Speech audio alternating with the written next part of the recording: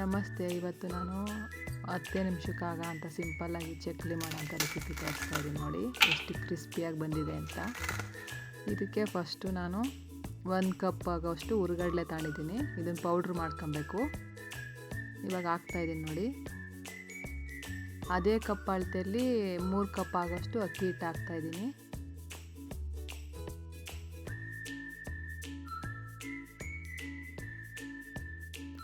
ಇವಾಗ ಅದೇ ಕಪ್ಪಲ್ಲಿ 1/4 ಕಪ್ ಆಗೋಷ್ಟು ಕಡಲೆಬೇಳೆ ಹಿಟ್ಟು ಹಾಕಿದ್ದೀನಿ. ಸ್ವಲ್ಪ ಜೀರಿಗೆ, ಅಜ್ವಾನು, ಬಿಳಿ ಎಳ್ಳು,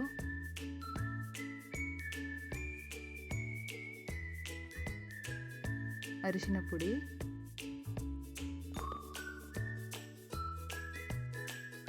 ಇದು ಖಾರಕ್ಕೆ ಎಷ್ಟು ಬೇಕೋ ಅಷ್ಟು ಅಚ್ಚ ಖಾರದ ಪುಡಿ, ಸ್ವಲ್ಪ ಹಿಂಗೆ ಹಾಕಬೇಕು,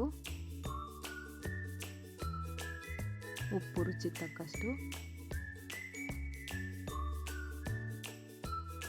ಇದು ಕಾಯಿಸಿ ಬಿಸಿ ಮಾಡಿರೋದು ಬೆಣ್ಣೆ, ನೀವೇನು ಬೇಕೋ ಯೂಸ್ ಮಾಡ್ಬೋದು.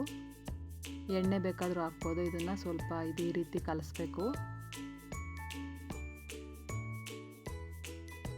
ಇದು ಕಲಿಸಿದಾಗ ಈ ರೀತಿ ಉಂಡೆ ಆಗಬೇಕು. ಅದಕ್ಕೆ ಬಂದರೆ ಪರ್ಫೆಕ್ಟ್ ಅಂತ. ಇವಾಗ ಸ್ವಲ್ಪನೇ ಬಿಸಿನೀರು ಹಾಕಿ ಕಲಿಸ್ಬೇಕು. ಜಾಸ್ತಿ ಗಟ್ಟಿಗೂ ಬೇಡ, ಜಾಸ್ತಿ ಮೆತ್ತಗೂ ಬೇಡ, ಒಂದು ಮೀಡಿಯಮ್ ಅದಕ್ಕೆ ಕಲಿಸ್ರಿ. ಇದನ್ನು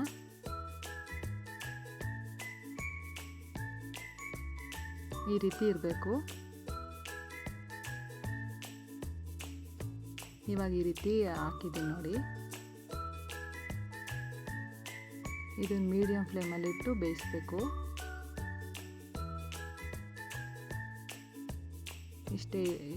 ಈ ರೀತಿ ಬೇಯಿಸಿದ್ರೆ ರುಚಿಯಾದ ಚಕ್ಲಿ ರೆಡಿ ಆಗುತ್ತೆ ನೋಡಿ.